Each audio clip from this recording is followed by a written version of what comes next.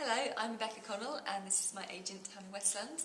We're just going to talk a little bit about how we first came to be working together and how that's worked for us. As an author, I obviously sent out a few submissions to agents and tried to target people who I thought would respond well to the work. One of those was to Hannah's agency, Rogers Coleridge and White. Initially I actually approached the managing director of the agency, Peter Strauss, because obviously I'd heard his name and I felt he'd be a good... At that point, no. So I felt he'd be a good person to target. And then obviously when it got a little bit further down the line and Peter had read the book and liked it, he brought you in, Hannah, didn't he? And yes. I think you read the book before we met. And then... Yes. We met about 3 years ago, and I, at the time, was just starting my list. So I was very much looking for debut writers and people starting out in their careers.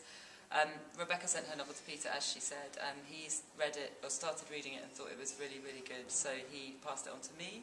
I read it and really, really loved it, so we called her in, and a couple of other agents had done the same, so we knew that we were up against other people and really were very much hoping that she would want to be represented by us.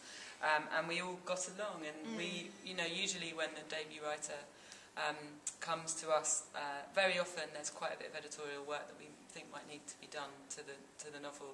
In Rebecca's case, there was almost none, and it was an incredibly polished and brilliant book. So we were very lucky that we didn't have to do that work, but it's work that we've later done on other books in different ways. But this particular book didn't need all that much work. So there wasn't much that we wanted to suggest to her editorially, but we therefore just had to really check whether we got on or not, and also explain how our agency worked and what our ambitions for her were as a writer. So I think from my perspective I hadn't even really thought necessarily about what would come after the signing of the contract in terms of editorial work, and in a way obviously I've had quite a lucky experience with not having to do an awful lot of that.